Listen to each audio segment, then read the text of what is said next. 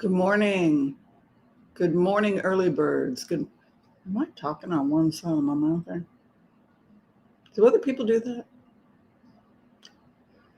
Anyway, what would that be? That would be my left side. Okay. Good to know. I favor something to think about. Strange things you find when you look at yourself in a mirror. Yes. All right. Let's see what we're doing here. Want to make sure I'm present. Yes, I am. Give me a second, everybody, and then we can have our morning coffees together and we can talk about the subject of my dream last night. I had a dream with Prince Charles and Princess Diana, and it surprised me. I'll share it with you guys.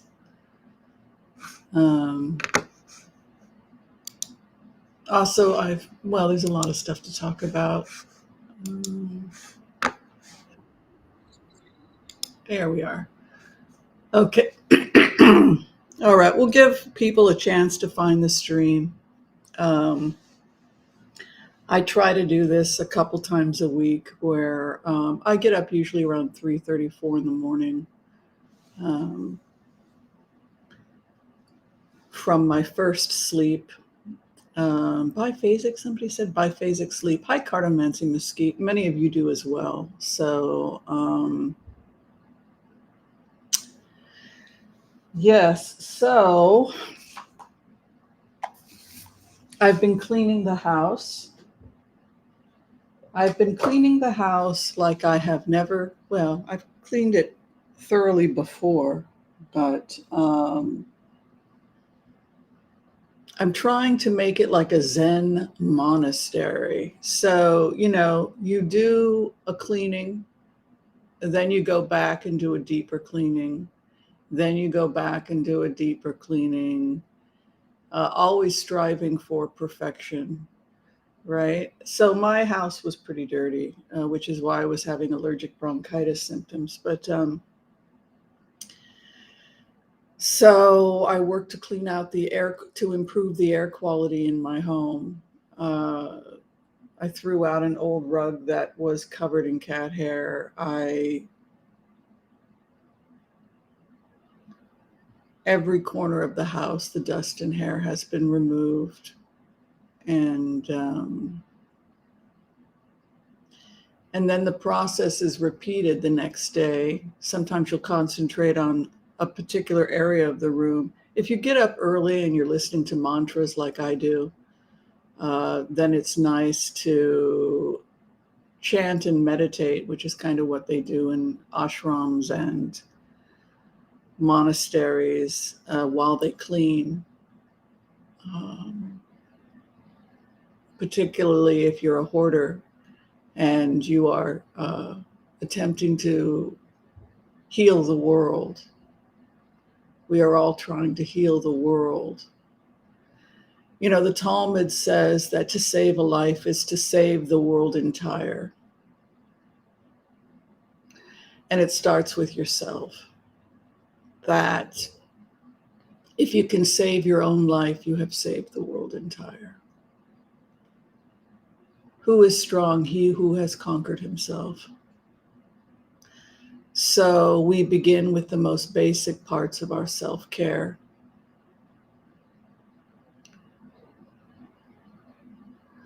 Hi, Ann Dillon. Hi, Janice. Thank you for being here. Thank you for your memberships. They help support the channel, and it's much appreciated. Patty Lynn Travels. Hello. Nadia Braunstrup, good morning to you as well. Cartomancy Mesquite, thank you for your support and memberships. Thank you.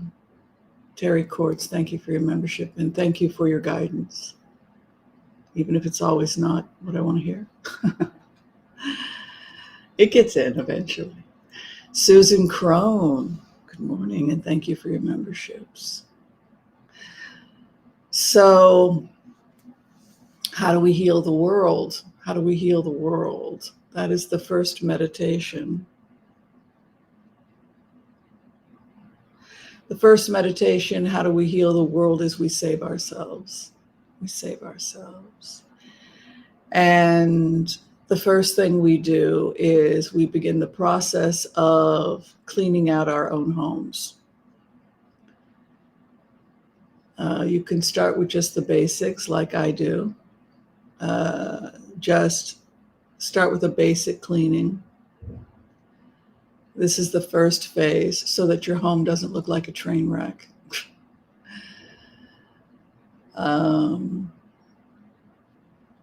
Getting up early to listen and listening to the mantras to keep yourself centered in a good place, and clean your home. And once you've done a general, the next day go and do it again. But this time you go a little deeper, and you go a little deeper in your meditation, and you remove another layer of junk. Donate it to charity. It will be someone's treasure and they'll very much appreciate it. Or you can sell it and make a profit and pay off your credit cards, right? And every day we go deeper into cleaning our homes, listening to our mantras. This is the best way to start your day. Mantras, cleaning, giving an account and a reckoning for our lives. And then the second thing is to clean up our finances, of course. We also open up our books and we look at how much credit card debt we have, how much student loan debt we have, how much mortgage, etc. And we get ourselves on a budget. Now that's very difficult for me because I don't naturally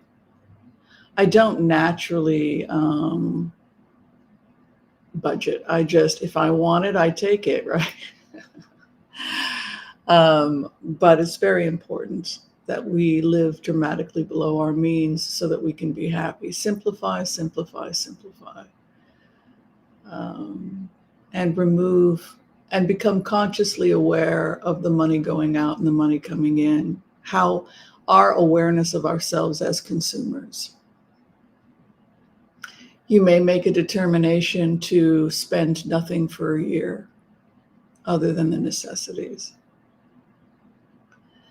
This is a great way to get out of debt. I've done that.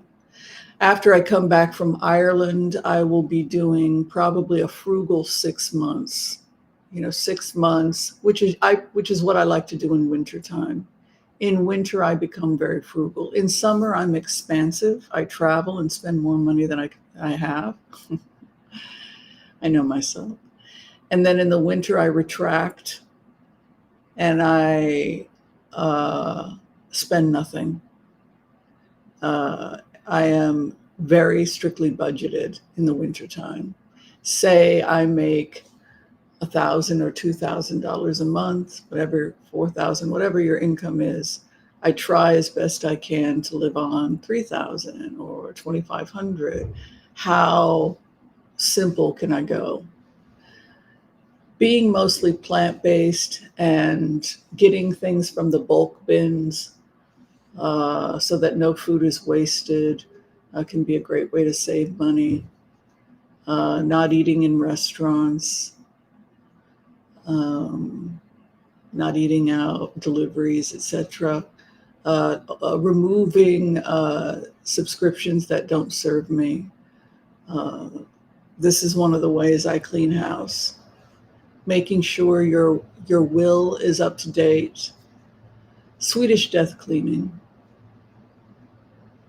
So that no one is left with the burden of your legacy. Your legacy should be a gift to the world, my legacy, and not a burden to others. So self-care takes a lot of time. And what happens to many of us is that we have other people we love and care about, our children, our parents, the sandwich generation, right? We're taking care of our parents and our children. And so we get lost in the middle. for those of you who have children and senior parents, and then what's left over when we come to our own senior years, right?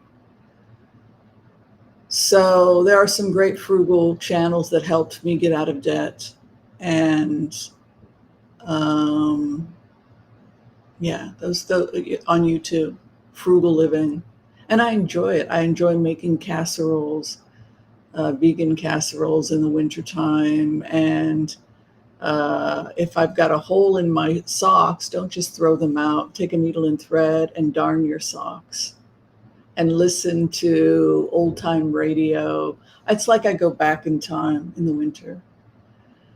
I really enjoy it, actually. I look forward to it. I become like a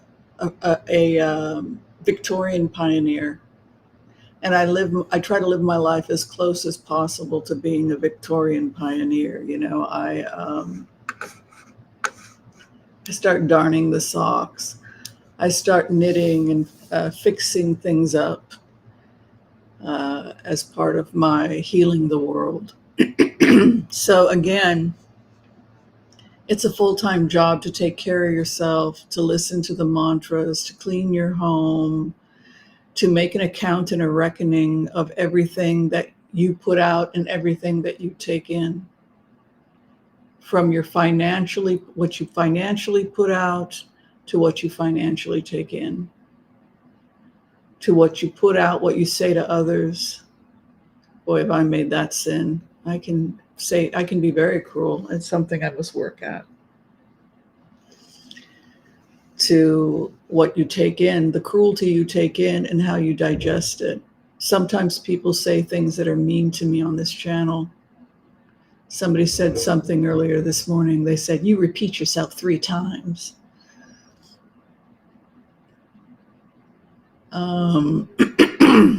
I didn't know I had done that. I blocked that person, but coming into my home when we're having coffee and talking to me like that is not acceptable. You'll be removed, because it disturbs the peace of my home. And I just have to remove that. People, if it's constructive, like Terry Kurtz cares about me. She wasn't trying to hurt me, and she said some stuff I didn't want to hear, but she was right. That's different. Which is why she's still here. There are just people that are angry, and the only power they have. I used to be that person. I'm still that person if I don't watch myself, where we've got no power, we're frustrated with our life, and so we're wasting our life attacking people via tweets. You know, it's just a waste. It's just not, it's a sign of my own mental illness, right? If that's the best I can do. So that's the first thing I would want to share in my meditation, is that if you want to save the world, recognize that to save the world, to save one life is to save the world entire. And it starts with saving your own life. So, you know, improving my breathing, because there was too much cat hair in the house. It really worked, by the way. My cough is gone. But I also realized that I get lazy, and then I let things slip. So I have to be diligent, right? We have to be diligent in our daily habits. Oh, Bronze Age. Very nice. Hi, Deborah. Oh, you're debt-free? Very good. Debbie's doing very well. Oh, good for you, Debbie. She's on the path. She's on the path.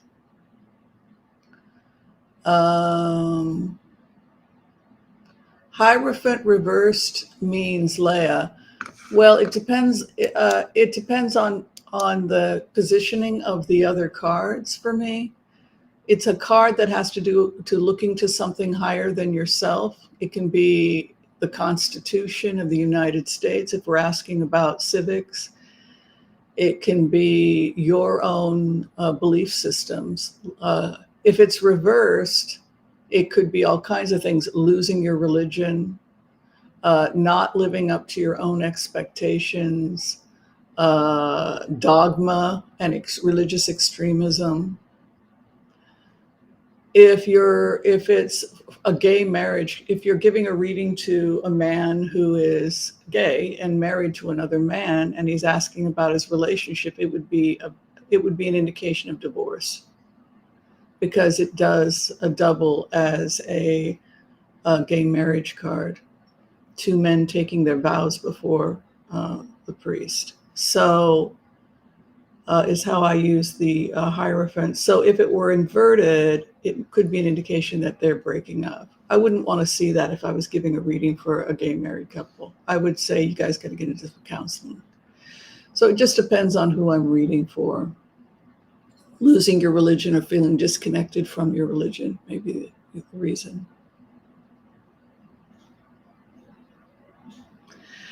Welcome, Dana Hutchinson, to Elders, Empaths, and Healers. We'll be finishing up our introduction to the Tarot on Friday, and then we'll be taking a 2-week break, and then I will be back starting heart-centered remote viewing classes when I get back. So if you are an Elder and Empath, please make sure to check out those things. All right, let's do the Empath's prayer. I'd like to tell you a little bit about the remotes today. They were quite interesting. If you are someone that needs to be prayed for, please let us know, and we will include you in our prayers. If there is someone else who needs a healing, please let us know so that they can also be included in our prayers.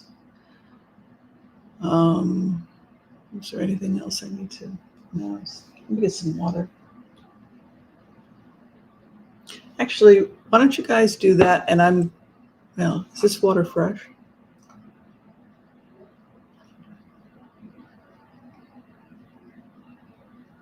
I feel like I want to go pour some fresh water.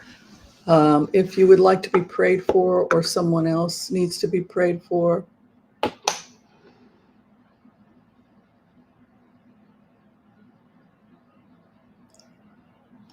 oh, I don't know, Leah. I mean, it would be your interpretation. Let me get some fresh water.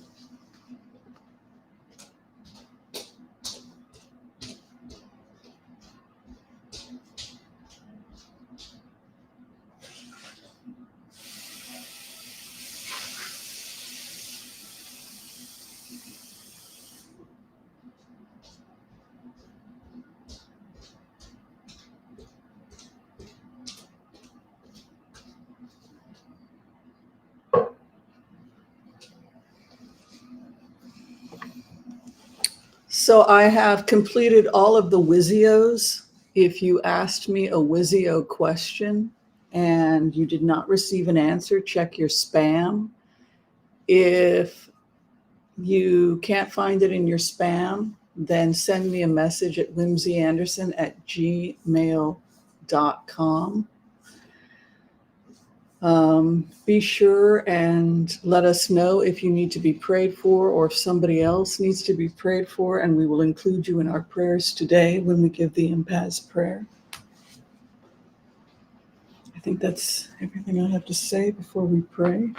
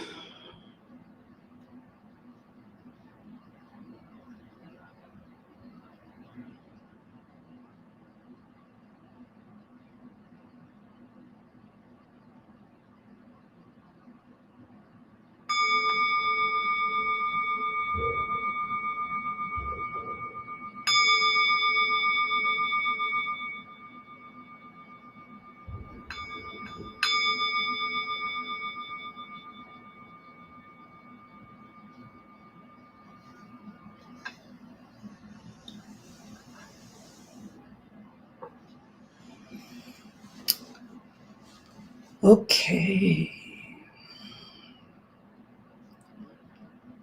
I want to call on white light protection for myself and this community as we ask permission from Spirit to access the Akashic records. We call on our spirit guides and our good angels to be with us. Please give us the clarity and the wisdom that is needed to empower all of us on our journeys, to make the best decisions for ourselves, our families, the planet, the people we love, but also to help those that we may have strife with. And together collectively as a community, we say, Amen.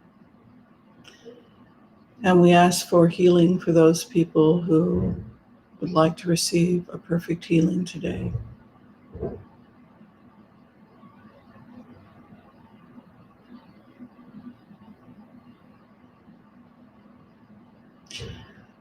May all souls be healed. Amen. Okay. Hopefully everyone received the healing and the love that we sent. So healing the world entire, how do we heal the world entire, was the meditation that I did. How can I contribute? And I realized that I had it wrong. I had it wrong because I had grown up with like a martyr complex that I was supposed to go without food and I was supposed to come last and I was supposed to be the sacrificial lamb. And I'm now coming to realize that that's a violation of the natural order and it's not how we heal the world. That we heal the world through self-care and healing the world that we live in. So, as I had said, the first thing is to clean one's home thoroughly. This is why when you go into a Zen monastery, it's spotless. They do everything in there. You won't find dust. So we clean our minds by cleaning our homes, the place that we live in, with the most basic understanding. Did you brush your hair today? I brushed my hair, right? Did you clean your body? Did you scrape your tongue? Did you floss your teeth? You may want to just start with yourself. Did you floss your teeth today? Did you scrape your tongue? Did you do a body brush on your body? If not, you can just use a small towel. The old way is just to use a towel, vigorous towel, before or after showering. Before showering, they say is best. But I don't know. I guess it would be better. Any time is fine. But this idea of just vigorous brushing to get circulation, doing it, you can take a towel like this and rub your feet. Rub the soles of your feet, and then do your calves, do your back, your neck. What that does is it brings blood flow.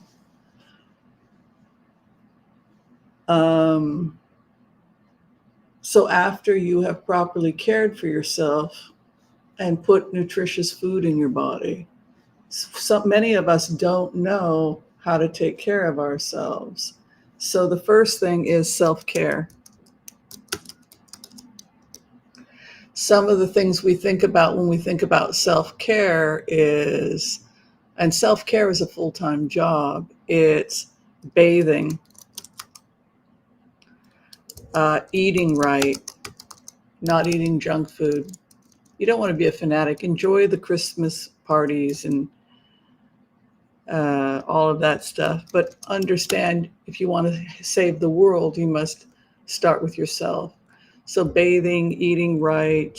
We talked about flossing being important, scraping the tongue,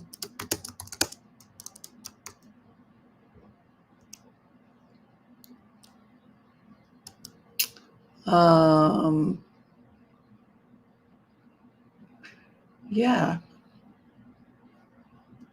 that's a good start right there.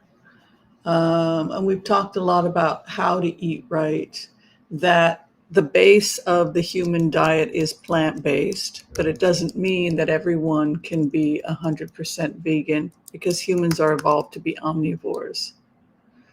So most human beings evolved in temperate zones, meaning in places where fruits and vegetables were available, with the exception of, say, Alaskan Inuit, or you're talking about people in sub-Saharan Africa where they're pastoralist and where nothing grows. But most of us come from temperate zones. So 80% of humans come from what are called temperate zones.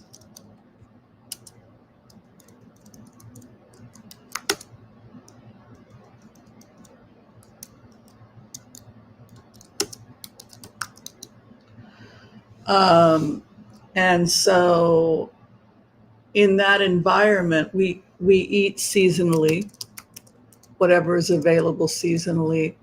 The leaves in the spring and summer months should be eaten, a lot of leaves. They can be cooked if your digestion is poor. And then in the winter, and in the fall and winter, we introduce the roots and the winter squashes, winter and fall squashes. So everything grows at a particular season based on the time of year. Oh, did you enjoy your Sonic burger? Good for you. Um, yeah, I had a craving for a burger, and I had a burger. Oh no, I had a barbecue beef. I told them to make it lean. It was a combination of lean and fatty, and I said just lean. Um, but I didn't really enjoy it that much. But yeah, once in a blue moon, if I crave it, I think because my immune system was down and I was craving protein. It is easier to digest animal protein because there's no fiber. And so it's an egg white or so. I'm not really do well with eggs, but yeah. So when we look at the longest living people in the world, they're eating greens, they're eating beans, they're eating cooked mushrooms, onions, berries, nuts, and seeds in abundance. And these are called the GBOMBS.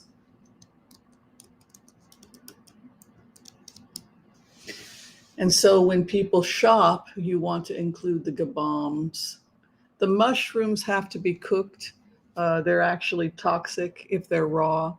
So mushrooms in your tea can be helpful. This is why I put reishi. Reishi in a lot of people's teas, or chaga, which is used for solid tumors.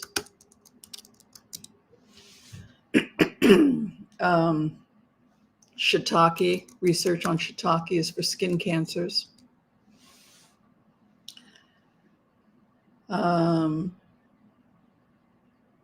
But the idea is that you should be trying to have the GBOMBS be a large portion of your diet. When we think about seeds, we're thinking about brown rice and quinoa, also, both of which are seeds. Teff.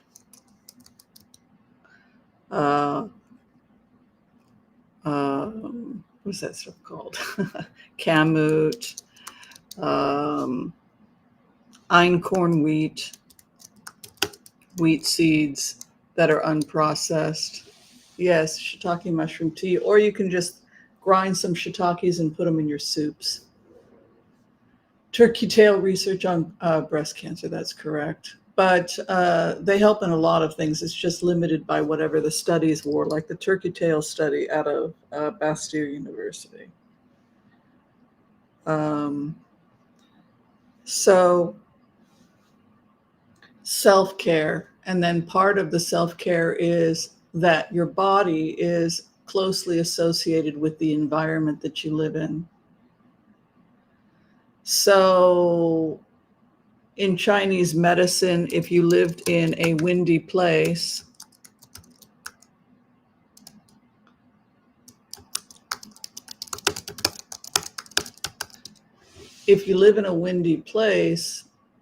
then you could develop wind imbalance if you had extreme wind, right?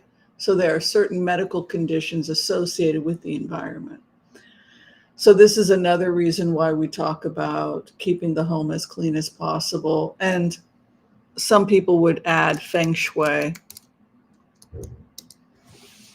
that there should be a natural order and a flow to one's home.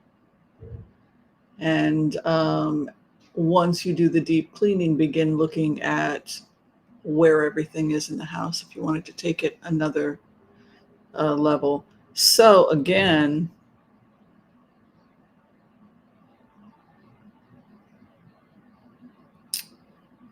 when we really do the business of being about our business, we really don't have a lot of time for gossip. We don't have a lot of time for negativity. We don't have a lot of time for a lot of things because it is a full-time job. The physical body you're in, and then secondly, the environment you're in. What does the environment you're in look like? And understand that it can shorten your lifespan. Too much YouTube videos trashing number 45 is probably shortening your lifespan. Yeah, we get it. Midas touch does not like 40. We get it. It's dangerous because we're living in a echo chamber where we're just agreeing with ourselves all day long. And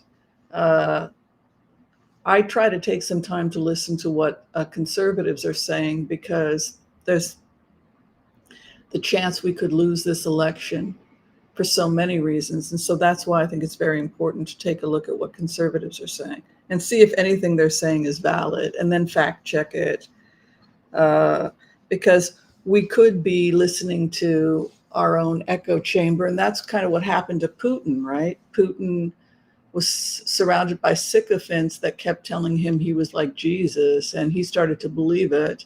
And I believe he was and is on drugs, looked like injecting methamphetamines. And so he became a megalomaniac, and he became this person who really believed, because his friends were propping him up, that he was going to save Europe by spreading the gospel of the Church of Russia to the four corners of the earth, with him hailing as the new Messiah, right? I mean, he began to believe his own crazy. And at that point, it wasn't just that he was in a spiritual crisis with everybody giving him what he wanted, but he put the entire world in a spiritual crisis, because there was no account and reckoning, right? He didn't do the work that we talk about to give an account and a reckoning. This idea of account and reckoning.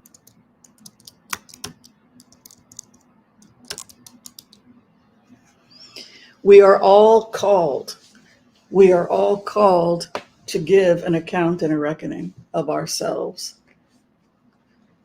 every day, or some people multiple times a day. So people, you can get these at the dollar stores or the 99-cent stores if they're still around. But when you do a diary or an account and reckoning,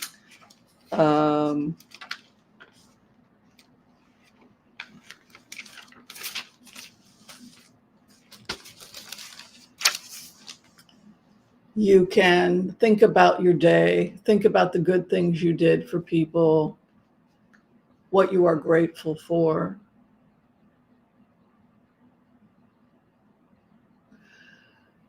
And where you fell short and what you need to work on. An account and a reckoning can also, no one's going to read it. You can also jot down little things about which credit card has to be paid off, usually the one with the highest interest rate. You're giving an account to your finances as well, because our finances are a reflection of where we're at spiritually. Are we taking responsibility for the money going out, the money coming in? So the account and a reckoning traditionally was everything from how you take care of yourself, your home environment, how you spend your money, what your grain store, do you have enough grain for the winter? They, you know, as winter was coming, as they were taking in the harvest, this is harvest moon time. So people are out in the fields harvesting the wheat until late, and they're meticulously giving an account and a reckoning, because if they don't, they will die in the winter from starvation. So it often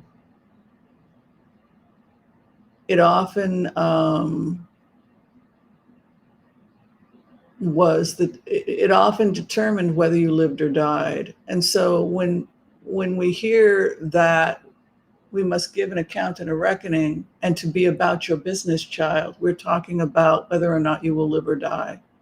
Who will live and who will die? Who will make it through the winter? And this is also why in the fall, Jewish people have Rosh Hashanah, which is the beginning of the winter. It's the New Year's, but it's not really the beginning of the year. The beginning of the year is in Adar. The first month is the month of Adar in the Jewish calendar, which starts in March. As we transition from Pisces to Aries, the first sign. This is actually the first month in the Hebrew calendar. So what Rosh Hashanah is it's the New Year's celebrating of the harvest. It's really the harvest coming in, and so we will taste the fruits, the first fruits. We'll do what's called a Shekianu for the fruits, and then Sukkot comes after that, which is a harvest feast, or the Feast of Tabernacles if you're Christian. So that's basically how we save the world, right? So we start with ourselves, and we recognize that it's a full-time job. And I find that I am happier when I give myself an account and a reckoning, and I'm in control of my finances, and I do a first clean, then a second clean, and a third clean, and a fourth clean, constantly working towards a perfection that never exists in Zen, but it's really the process of taking responsibility and giving an account and a reckoning. Yeah. So this is the first message. If we want to save the world, we must save ourselves. To save a life is to save the world entire.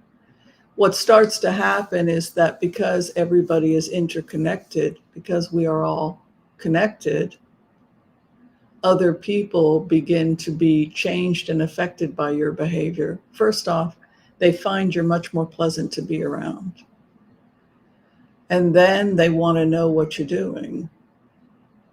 And then you tell them, well, I wake up early and I listen to my mantras and I give myself an account and a reckoning. I clean my home thoroughly. I simplify. I've cleared out anything that is wasteful so that my home only has what it needs. I live dramatically below my means. I take meticulous care of my bodily needs. And I watch what's coming in and what's going out.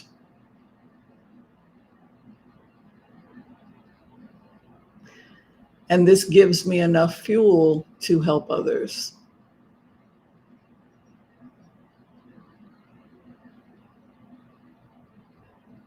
This is how I help myself, and this is how I help others.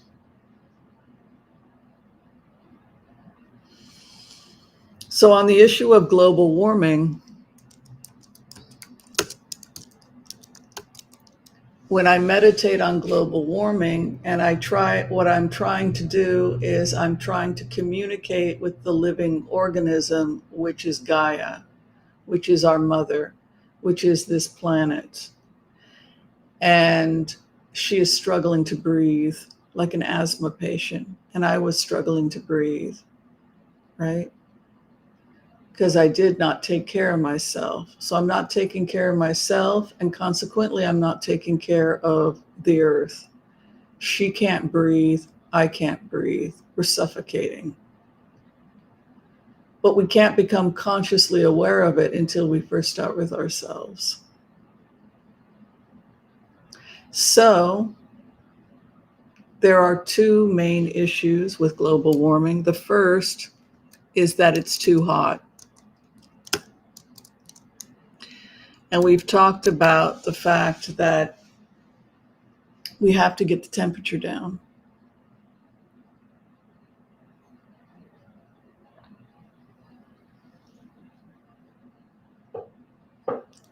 And the fastest way to do that is shields, satellites that can put up shields to reduce the Earth's temperature by 1 to 2 degrees.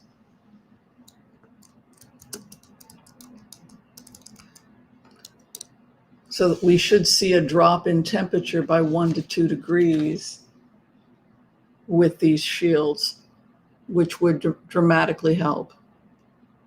They come in swarms and they can be deployed to any part of the world as needed. Private companies can produce them, and then countries can pay to have them deployed to certain areas, or it can be done through the World Health Organization and the UN.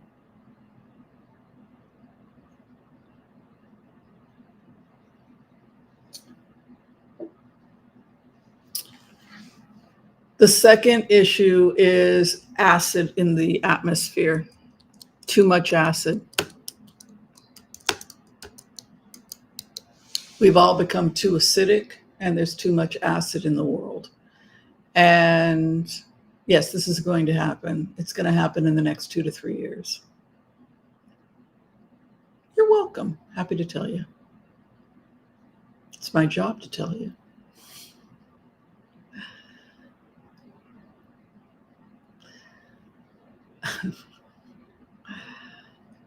Yeah, that's my gig.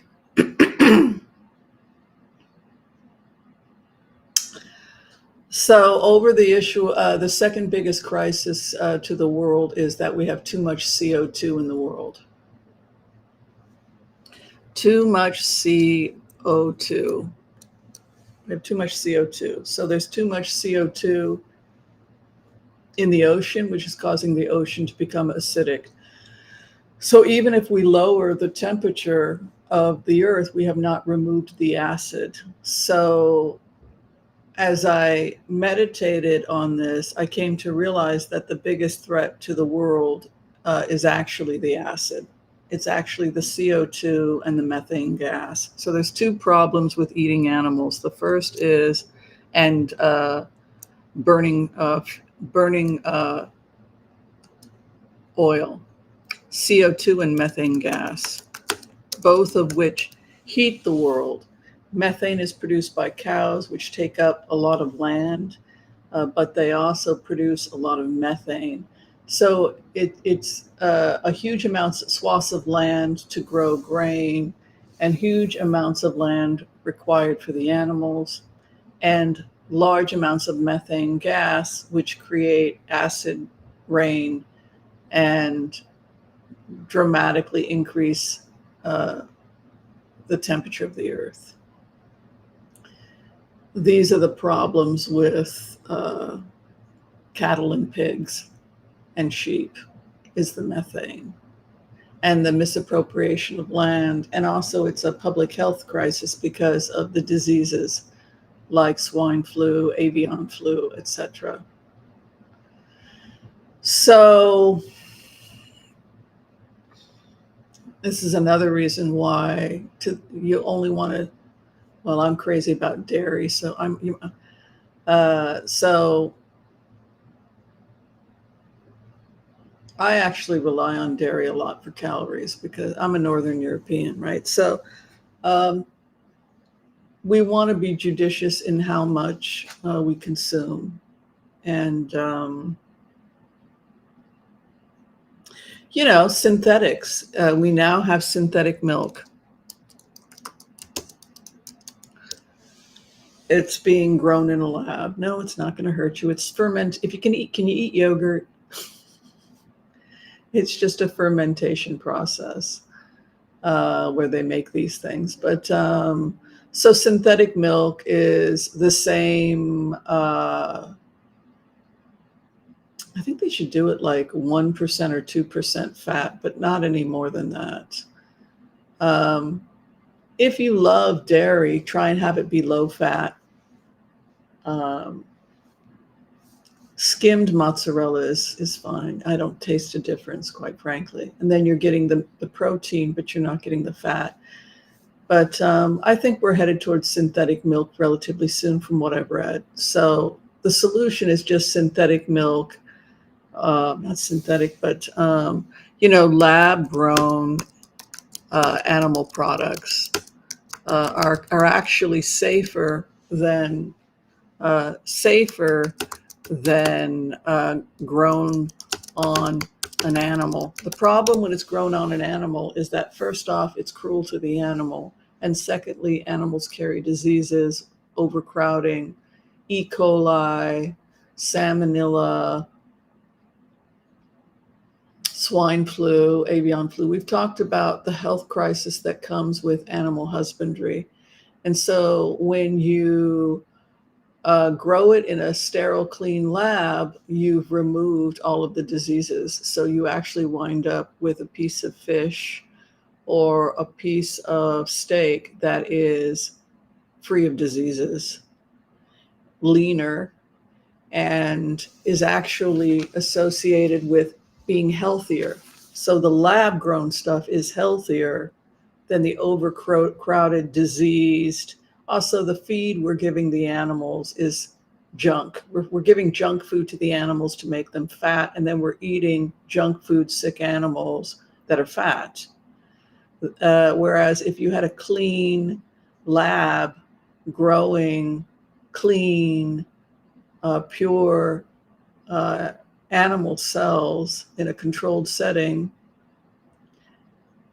you would actually be much healthier and probably live longer. It would be a lower fat content, and it would be free of disease. So the great irony, people are afraid of lab meat, but the truth of the matter is it's the same exact cells, only without the disease, the overcrowding, the tortured animals, and without high fat content, which is associated with coronary artery disease.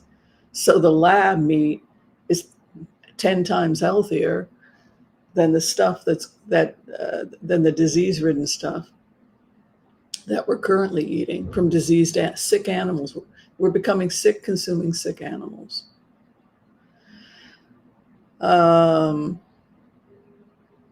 So just try and reduce it. If you are an omnivore, as I am, you just want to reduce it and get comfortable having a couple vegan meals a week. Or, I do curries, and then I will put a little bit of yogurt on my curry. But I try to get comfortable. Actually, I'm doing a navy bean stew today. It's going to be Italian. I might put a little bit of balsamic vinegar in it with some rustic bread. And I will probably have a little bit of cheese and butter with the bread. But it's the idea of I'm dramatically reducing and leaning on other proteins. Remember, greens, beans, onions, mushrooms, berries, nuts, and seeds should be a large portion of your diet if you want to live to be 100. And only, it's okay that you have animal products, but Americans are, 40 to 50% of caloric intake is from animal products. That's a recipe for disease. And it would be wiser to get to below 20% of total caloric intake. So if you have a 2,000 calorie diet, then you would be on 400 calories of lean animal protein, which would be, non-fat or low-fat dairy,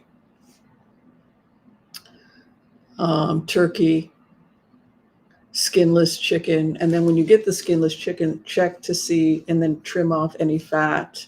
If you boil it and pour off the water, you're just getting the protein. And again, you want to only have it be 400 calories of a 2,000 calorie diet. Fish being the best animal protein for the human body. Sardines are relatively inexpensive, and you can saute them in a little bit of olive oil with onions and tomatoes. If you want a nice stew that you can have on rice or with crackers, and that would be giving you some nice nutrition and easy to digest protein with plenty of omegas and low mercury count. But we want the best animal product for the human body is small fish that are low in mercury is the best food in terms of animal products. And we find humans that live closer to the sea rather than inland and are consuming some fish products live longer than people and have less heart disease than those people who are inland.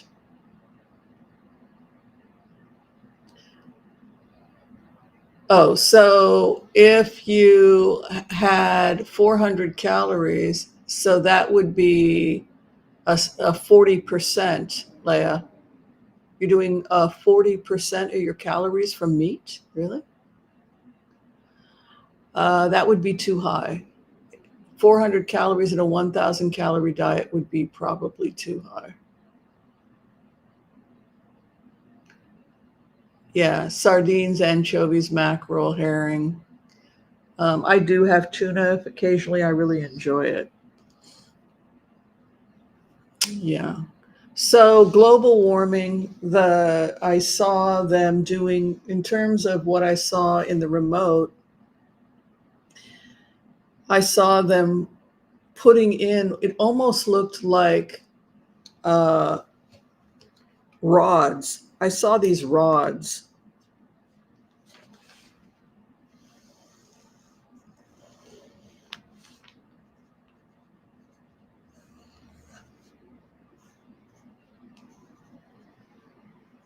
I had a vision of rods.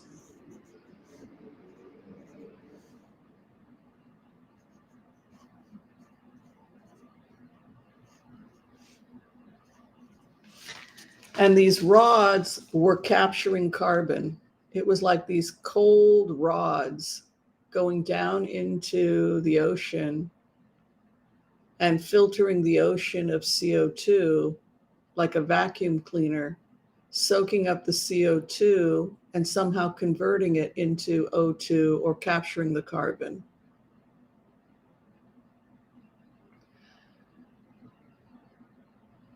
And I saw these rods installed in multiple places all over the ocean floor.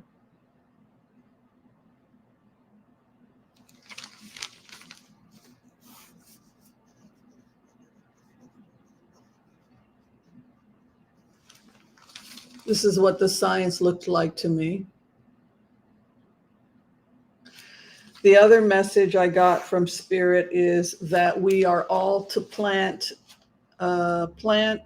things that are high in carbon capturing. So any of us that plants trees or anything that can capture the carbon, there are certain plankton that they want to grow in the ocean that consume massive amounts of CO2. And then when they die, they go to the bottom of the ocean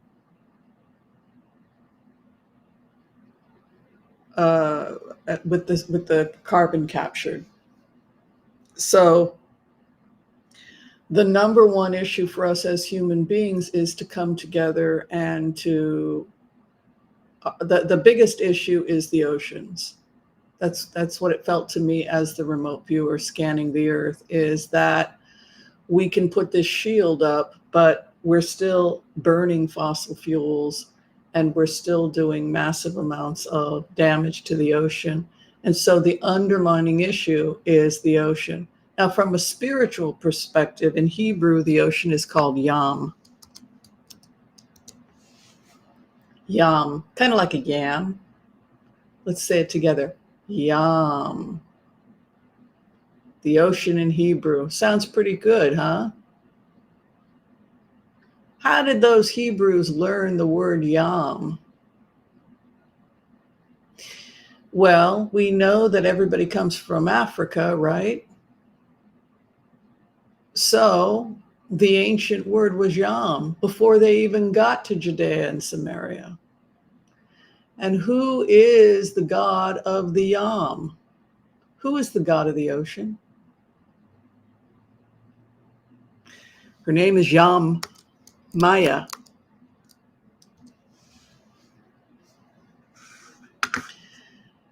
And so everybody comes from Africa, right?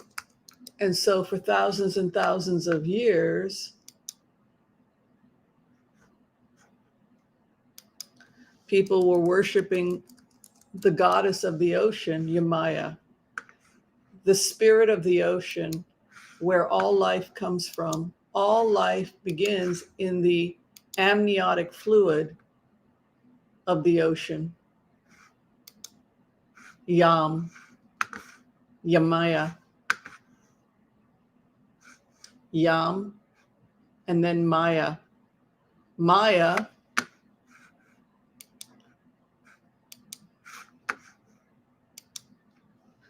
is the mother of creation. Maya is the mother of Buddha.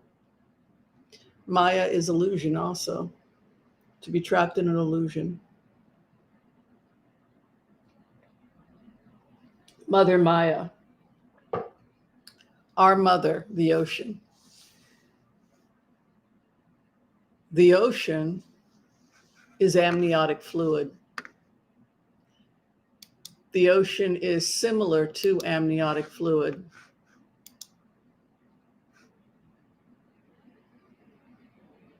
It's the amniotic fluid that all of life comes from.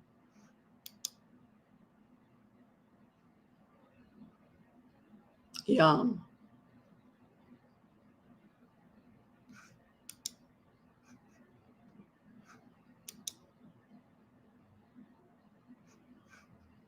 We all come from her.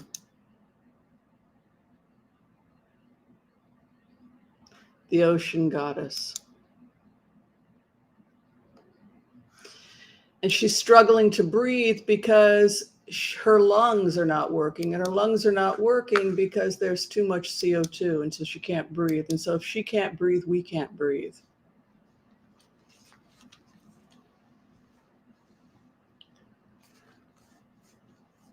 So we must help her. We must help our mother, Maya, Yam Maya, the mother of the sea, who gave birth to all of us millions of years ago, starting with single-celled organisms that came together to create the eukaryotic cell, the complex eukaryotic cell, and then they all came together. Some argue it was cancer, right? Because cancer is immortal, and sometimes cells will stick together. It's a mutation, right? But then we have complex organisms that are multicellular.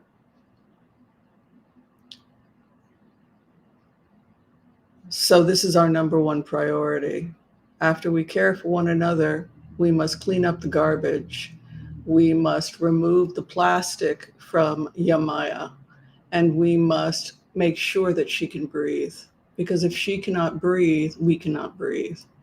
So the biggest call to action for all of us is we must get the CO2 levels down as quickly as possible, or we will all die. She will die and we will die. If she dies, we die. And we have to do everything in our power to make this happen.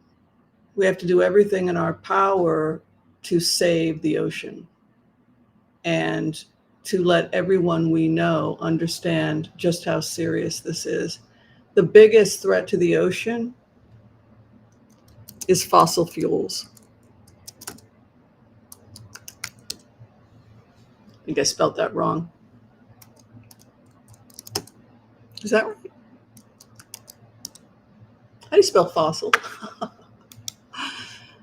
Foster kid here. Oh, O-F. Yes. There we go. I always screw up with the vowels. All right, intuitive Kathy, got to take off. That's all right. So fossil fuels and getting the CO2 down. So and reducing our use of plastic. We have to have a call to action. You know, that is what the meditation showed. I think that's all I have on the issue of global warming. Anybody have any questions about the meditation and what we are called to do? Caring for ourselves, our use of fossil fuel. I take I don't drive. I take public transportation. I don't own a car. I do buy a lot of products that are wrapped in plastic, which drives me crazy.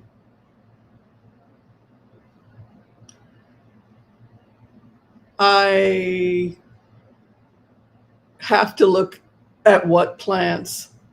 You know, if we can all turn our homes into sanctuaries, you know, the Audubon Society can have you turn your home into a safe haven for songbirds. Watch your cats. Cats being on the loose will wipe out songbird populations. So we have to be, my cat used to kill a lot of birds and other creatures.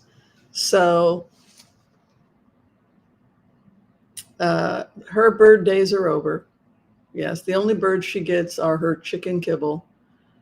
But she gets to chase little flying things in the house. Like occasionally she'll chase after. She never catches the moths.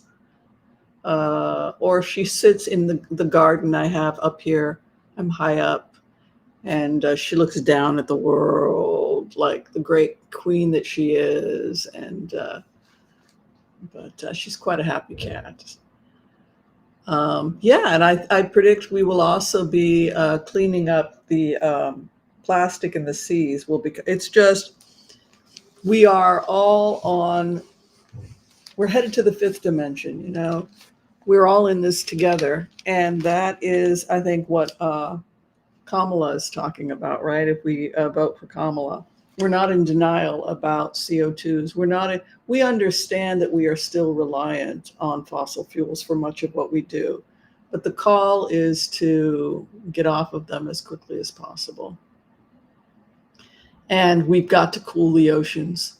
This has got to be our number one concern. With whatever technology is possible, as a planet, we have to all say, we get it. And we've got to get this. We've got to get the acid out of the oceans as fast as possible. That is what I see. And whenever you guys are ready to change subjects, I did talk to Princess Diana last night. I did have an astral dream, and it was Princess Diana and Prince Charles. They were both in the dream. We can keep talking about this subject. When you're ready to move on, there's a message from Princess Diana for the world and Prince Charles. They have something they're going to talk about. Clean the house, yes. The bee numbers are up. Yes, insecticides that are killing the bees. That's not good. We've done the empath prayer, so.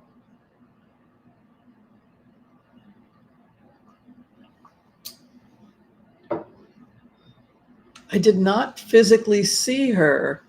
You know, the thing about it also is that I didn't get to see her.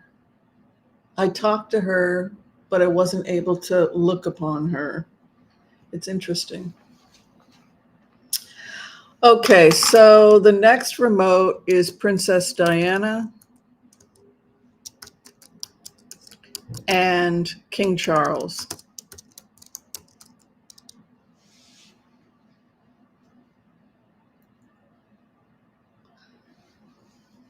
Let me see.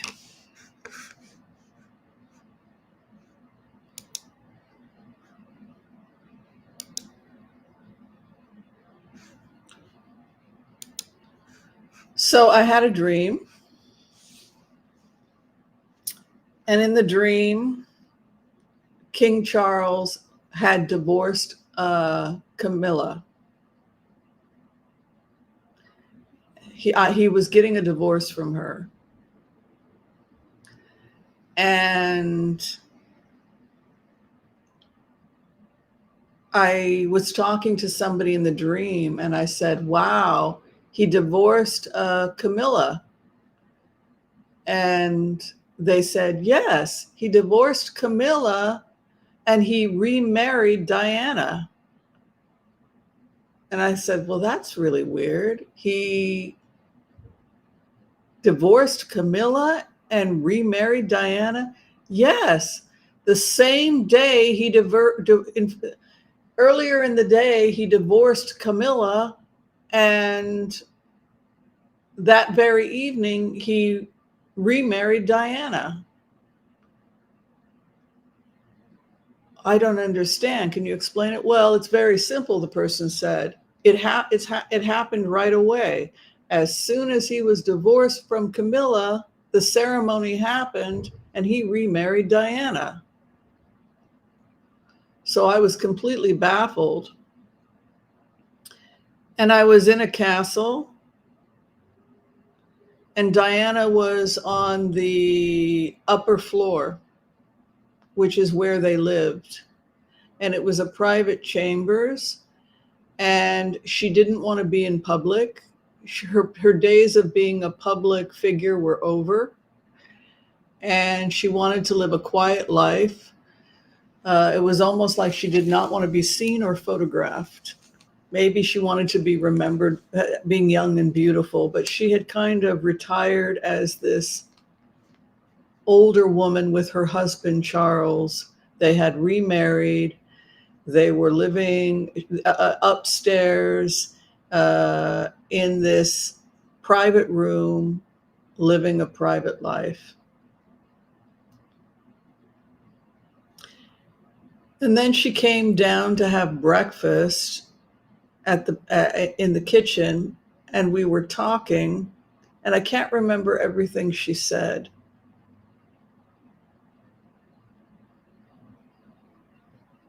But it was something to the effect that he and I are committed to the welfare of our children. We've remarried and we've recommitted to our children. So how do we interpret this? It could be that Prince Charles passes. The upper chamber of the mansion is the higher realms where Diana sits. And it could be that Charles has regrets. So when I tuned into Charles, King Charles, to try and understand the dream, it was as if he was saying, you know, Diana had a bad rap for being a difficult wife, but the truth of the matter is I was the difficult one. And she was simply coping with, she was young, she was immature, but that's what you get when you're only 18, 19 years old, or however, was she 19, 20 when she got married? Maybe younger. She was a child, she was a kid.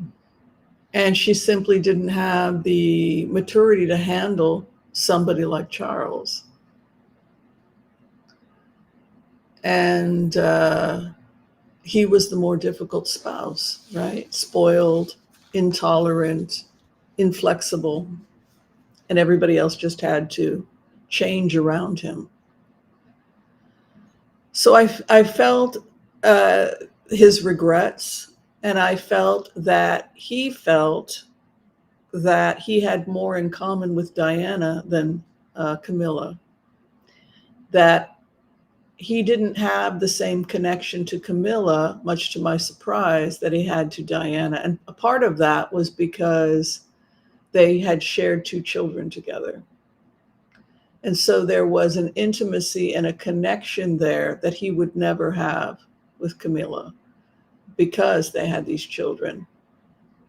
And the other thing that surprised me about the dream was that in many ways she was a higher soulmate than Camilla. And that surprised me because that is not, the media makes it out like Camilla was his soulmate and Diana was in the way. But in the dream, he was saying, I have regrets. Diana was an easier spouse than I was. I think, he felt maybe that he loved her in many ways more than Camilla because she had given him 2 children, and because of that intimate connection they had, and his own stubbornness and inability to change impacted the intimacy and the connection that they could have had. And it could be a connection to his passing, that he will pass and he will be reunited with her in spirit. And they will work together in the spirit realm to help the world and to help their children, that they are on the same page. And that perhaps he is talking to her, connecting with her in the spirit realm as he faces his own mortality.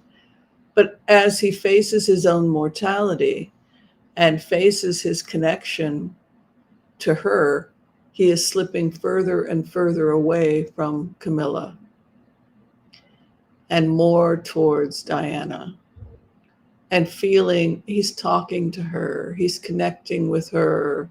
It's as if he wants to be divorced of this woman as quickly as possible so that he can go marry Diana again.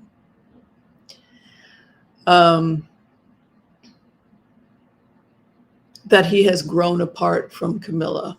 Whatever hold she had on him, maybe it was sexual attraction. The fact that she was willing to worship him and do whatever he wanted. That was perhaps attractive to him at that time in his life. But now it's fetid. Is that how you say the word fetid? Fetid? It's a toxic relationship. It's like a stinky relationship that he's appalled by. And there was something very pure about Diana. She was in love with him and had children with him.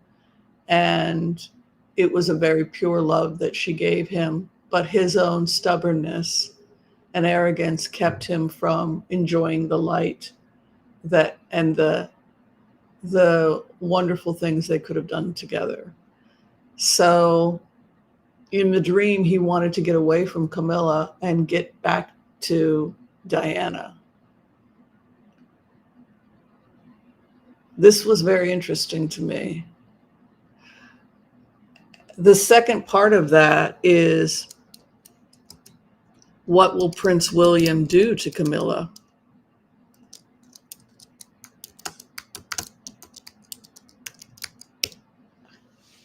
Once she no longer has her protector, King Charles, then Prince William, Mr. Vindictive, he can be quite vindictive. He can now exact his revenge.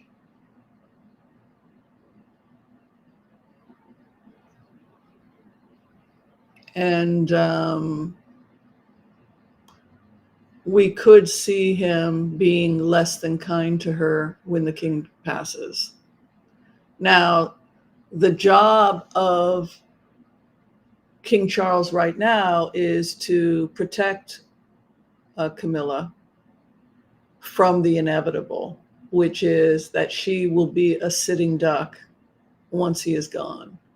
And so he has to take legal measures now to protect her, because she could be unceremoniously kicked out of the family in very shocking, humiliating ways.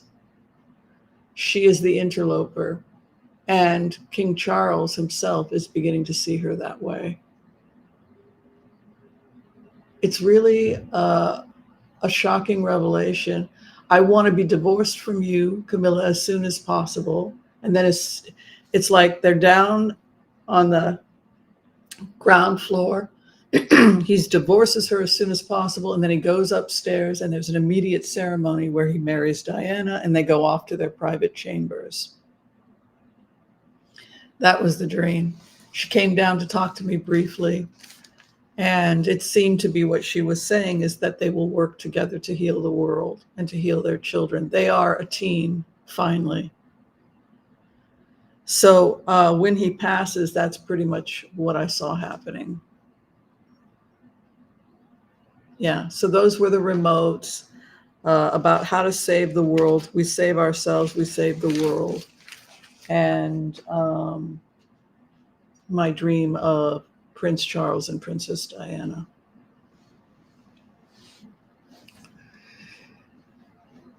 Yeah, so that's what I have for you guys. I don't know if you guys wanted to do some card readings. I can spend a little time here doing some card readings. I have the Gifted, the Gilded Reverie,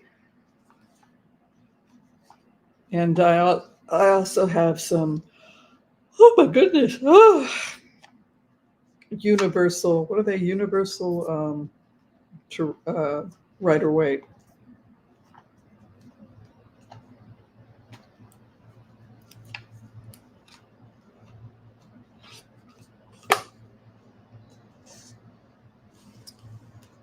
Isn't that a crazy dream? Yeah.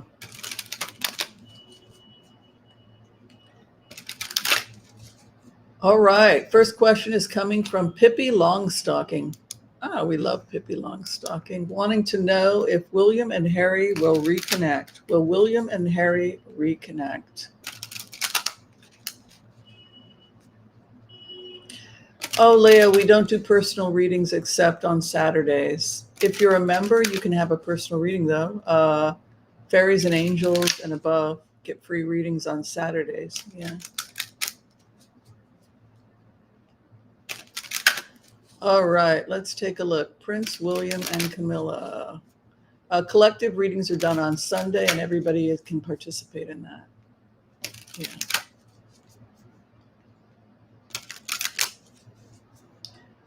All right, let's see here. Will the princes reconnect?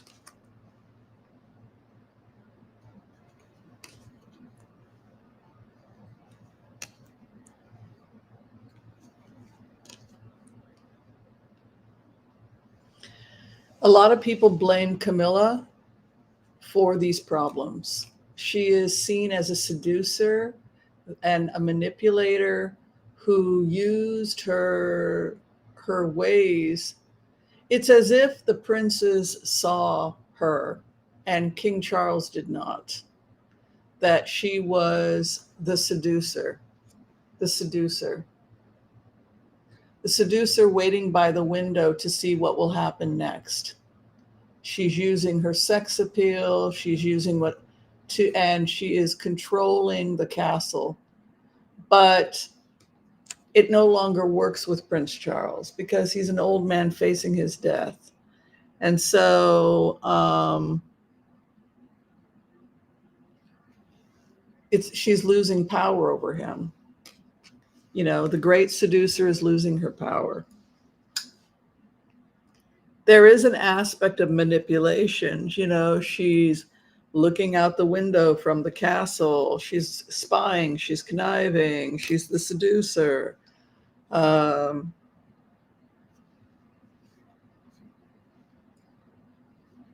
sickle of death is coming. It could be that Prince Charles or King Charles is preparing to transition. So we have her waiting by the window, the great seducer, Camilla.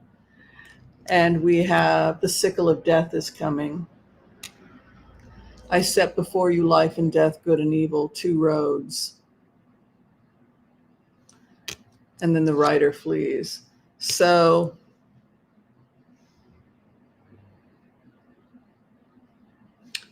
let me figure out what that's about. The rider flees. There is some communication. So there's a frustration on King Charles' part because he doesn't know how to convey to his son that he's dying, that he doesn't have long.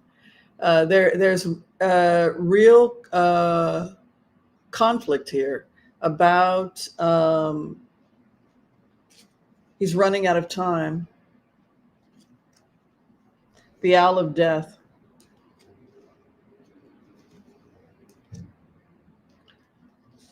Yeah, his time is running out. He's coming to the end of his life.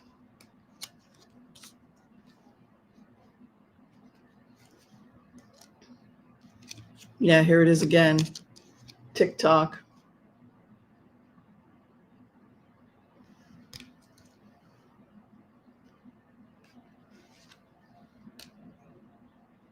The Garden of Eden. He's riding to the garden.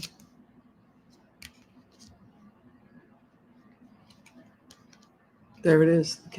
Kingdom of Heaven, the castle I saw him in. Passage to the castle. And commerce. So, boy, she's like the harbinger of death. She's going to be making her own statements too.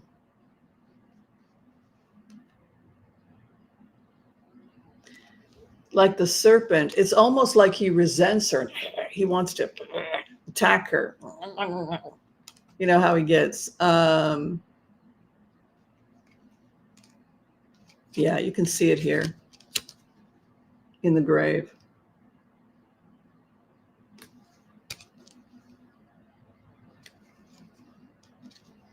Look at this.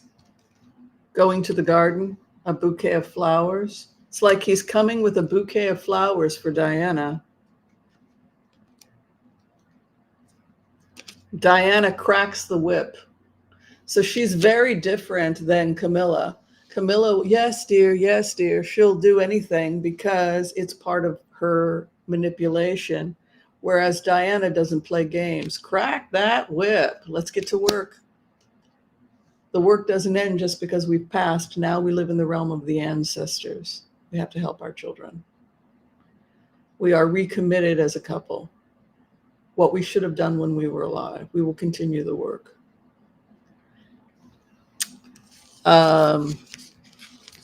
So they will be working from the other side together to help. That seems to be, wow, that dream was crazy. I really appreciate that dream.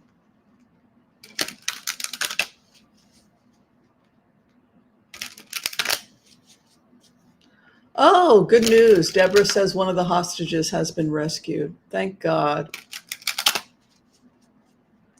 Qaid Farhan El-Qadi. Oh, was he a Bedouin? Thank God he's safe. Thank God he's safe. All right. Leah wants to know what is in the coffin of number 45's wife, Ivana, excuse me, Ivana. What is in the castle? Yes, he will reconnect with her, and he has started to really dislike Camilla. He really doesn't like her. Like, he truly doesn't like her. He has completely changed his attitude about her. She could be unceremoniously kicked off the property. I mean, it's not a good look. He wants to divorce her. He will divorce her in death and return back to his wife in heaven. who was a greater soulmate, according to the dream, than Camilla. Camilla was a seducer, a manipulator and a seducer. And he was very sexually attracted to her because they had that connection. But once the sex was gone and he began to see her with new eyes, to see how manipulative she was, how many games she was playing, he changed his view of her, and he began to be disgusted with her and outright hate her, to the point where he cannot stand the woman. He is more aligned with his sons. And it's actually Diana he sees as the pure heart, who cracked the whip because she truly wanted a husband. She was truly his wife, and she expected certain behaviors from a husband, and she was not going to play the game. And so, and that was what he needed.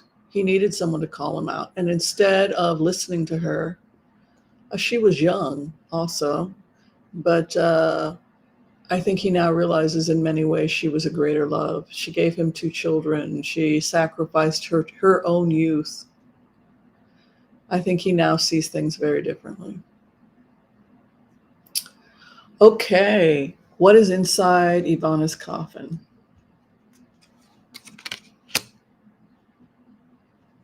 Here is the little home. Here's the coffin, or here's the death that takes place, the grave, mountain,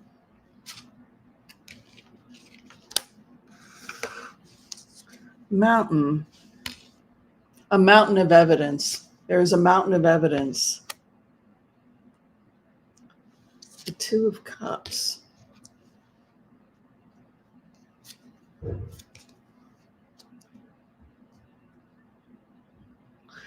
Evidence, some kind of evidence, documents and evidence was buried there.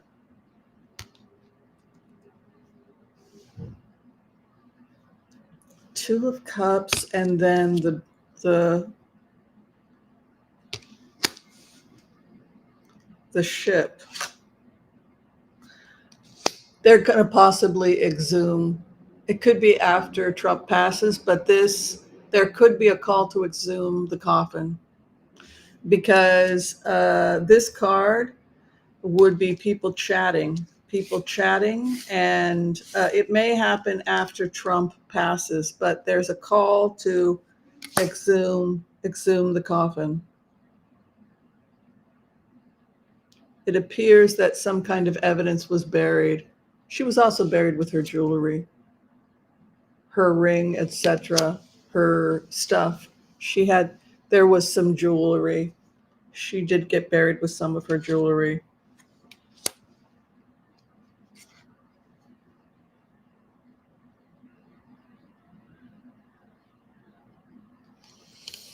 Yeah, that's what I see. Good news out of Israel. That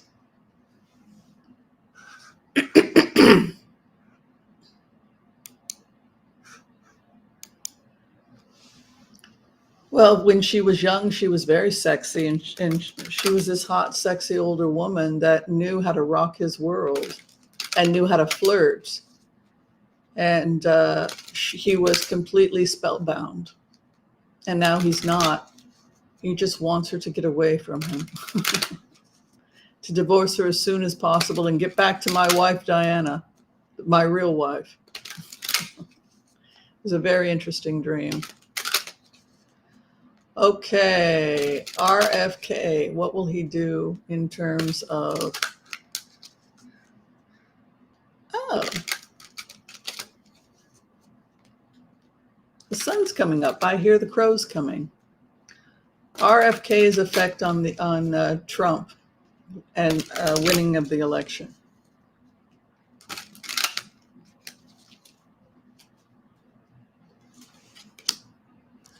Death. The owl comes. It's the owl. The owl of death. That's not. It's a harbinger of death. I heard the owl call my name. The legacy. The Kennedy legacy has been very, look at this. People are in a maze. People are completely confused. He really harmed the legacy. Mice are stealing. Mice are stealing. So there's theft and corruption in the GOP, in the RNC, and it appears that people are stealing. They're stealing stuff from the computers. They're being hacked and stolen from, and their money is being stolen as well. There's a thief in the RNC, thieves. Some man, thief. There's something about a thief here.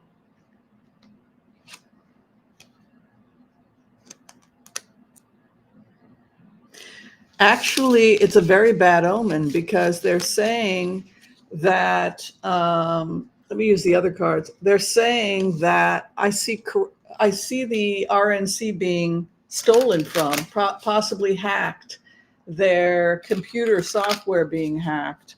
They're doing very badly. Their money is not being used effectively. Their money is being stolen. Let me look at RFK Jr.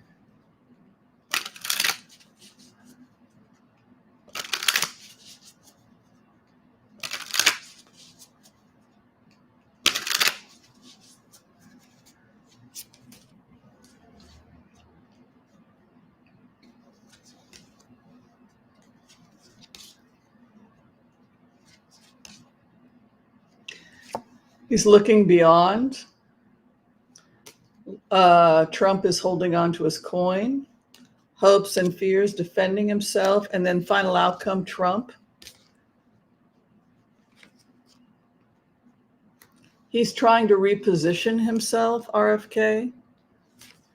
There's serious financial problems over Trump.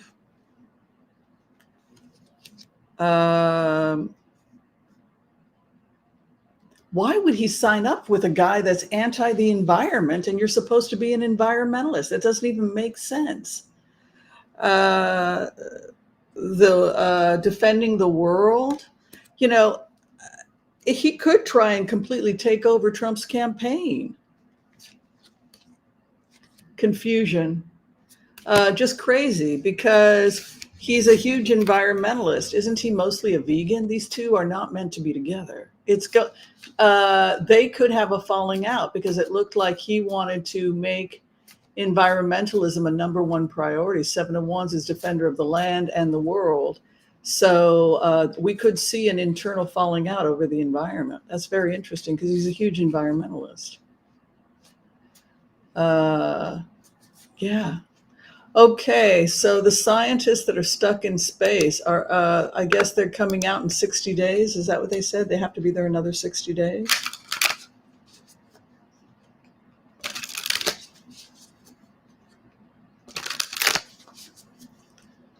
Okay, what is the future of the scientist in space?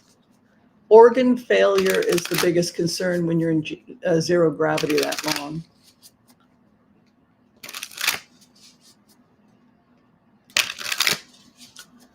What's going on with the astronauts? A lot of arguments about how to get them down. Look at that, looking down at the world, the astronauts. Glitches, looking at the money stream, arguing, scientist, hanging something up. I don't know what that's about.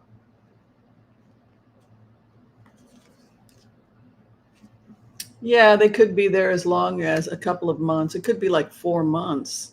Wow. They need somebody in to create. The problem is arguing about how to do it, and that's somebody comes in to try as a mediator. And look at all that arguing about how to.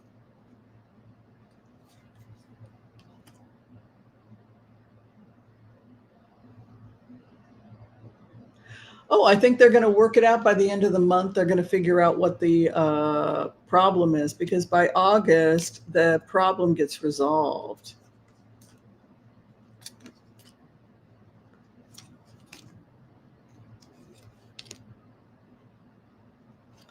Yeah. Russia could come in and assist as an act of peace, as a way of, helping with the conflict right now.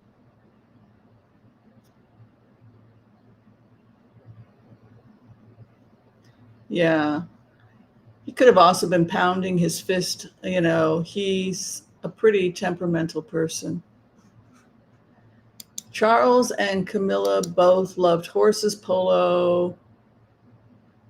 Yeah, they had a very sexy time. If you've ever heard some of the leaked things, what did he say? I want to be your tampon.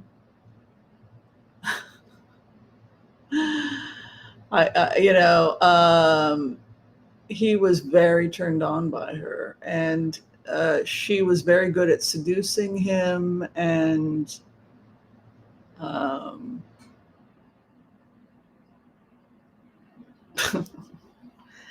yeah, but now it's over. It's like I got over it. You've done all your tricks on me. That's the kind of feeling. All right, I need to have some breakfast, and so do you. It's past 6 a.m. The world has woken up. Usually around this time, we feel the energy shift around 6 a.m.